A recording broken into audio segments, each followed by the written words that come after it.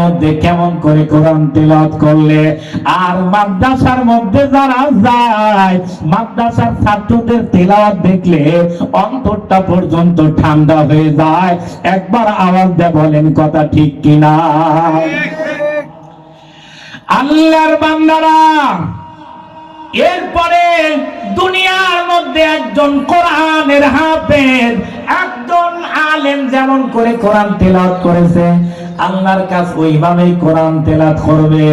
আল্লাহ বলেন, ফা ইন্না মানজিলাকা ইনদা আখিরি আয়াতিন তাকরাউহা, একটা আয়াত তেলাওয়াত করবে, জান্নাতের মধ্যে একতলা বাড়ি হয়ে যাবে। একবার আওয়াজ দিয়ে বলতে পারলেন না সুবহানাল্লাহ? একটা আয়াত তেলাওয়াত করলে জান্নাতের মধ্যে একটা আল্লাহ পাক বাড়ি করে দিবেন। সুবহানাল্লাহ। কালকে বলি, দুনিয়ায় যদি একটা ভালো একটা ঘর দেয়, কত মানুষ দেখার জন্য যায়। কলি মন্দির ছেলে একটা ঘর দিচ্ছে, সেই ঘর, সেই টাইলস, অনেক মার্বেল পাথর, দামি দামি হচ্ছে আসবাব, অথচ জান্নাতের মধ্যে একটা আয়াত তেলাওয়াত করলে এমন একটা জান্নাত তাকে দেওয়া হবে, আল্লাহ বলবে, আল্লাহ এইখানে দিছো, এইখান থেকে আমাকে পরিবর্তন করেন না, ও মালিক এই জায়গাতে আমাকে রাখেন। আওয়াজটা বলতে পারলেন না আল্লাহু আকবার? বলবে আর একটা আয়াত তেলাওয়াত কর, আর একটা আয়াত তেলাওয়াত করবে। যে একতলা মানে একটা আয়াত তেলাওয়াত করবে একতলা, দ্বিতীয় আয়াত তেলাওয়াত করবে দ্বিতীয় তলা, ওইখানে গিয়ে আবার আল্লাহকে বলবে, আল্লাহ এই জায়গা থেকে আমাকে আর সরায়েন না। আল্লাহর নিয়ামত এমন জান্নাতের হচ্ছে না নিয়ামত, আমরা কোনদিন চোখে দেখি নাই, আমরা সেটা আমাদের বিবেক ওটা কল্পনাও করতে পারেন না। আমাদের বলতে পারলেন না আল্লাহু আকবার? সেই জান্নাতের মধ্যে দেবে। আর কোরআনে হাফেজে কোরআনদেরকে একটা আয়াত পড়লে একতলা, যখন এইভাবে পড়তে থাকবে একজন কোরআনের হাফেজ ৬৬৬৬ তালা উপরে আমার আল্লাহ পাক তার বাসস্থান করে দিবেন। একটু আওয়াজ দিয়ে বলেন না সুবহানাল্লাহ? লিল্লাহি তাকবীর। আহা, একজন আলেমের এত সম্মান, এত সম্মান, দুনিয়াও বেশ কম সম্মান এমনটা না। আমরা বছরে যেই মুরগির রান খাই, আপনারা ওই দিন ফটকালেও খান না, খালাইছেন বাদামও খান না, ওই এত মুরগির রান খাই বছরে।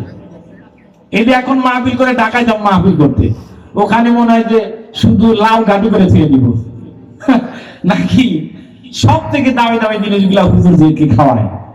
একটু জিকির করেন, লা ইলাহা ইল্লাল্লাহ,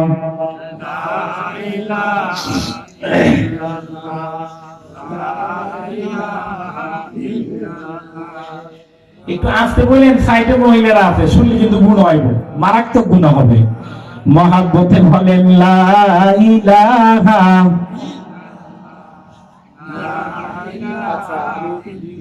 লা ইলাহা ইল্লাল্লাহু মুহাম্মাদুর রাসূলুল্লাহ সাল্লাল্লাহু আলাইহি ওয়াসাল্লাম। আল্লাহর কোরআনের কথা শুনতে কি খুব খারাপ লাগে? হ্যাঁ, খারাপ লাগে?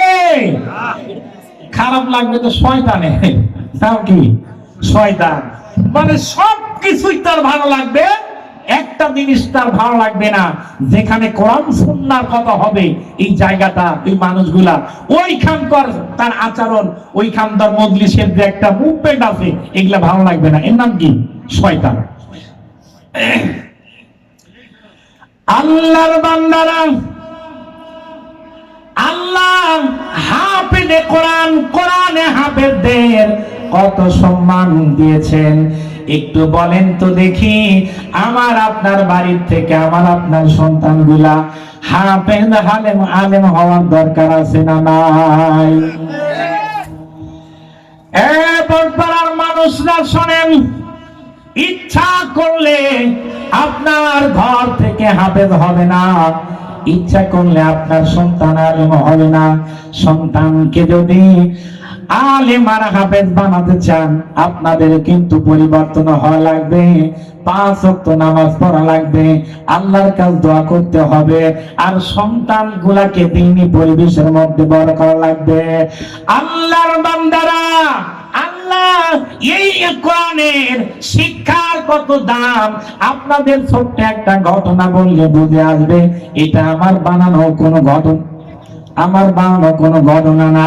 এই ঘটনাটা জগৎ বিখ্যাত একজন তাফসীরকারক, তাফসীরে কবির আল্লামা ফখরুদ্দীন রাজি রহমাতুল্লাহি আলাইহি তার কিতাবের মধ্যে, ওই তাফসীরের মধ্যে তিনি একটা ঘটনা লিখছেন যে একজন তলবে ইলমের সম্মান কত বড়, একটু আবার আপনার জানার দরকার আছে না নাই?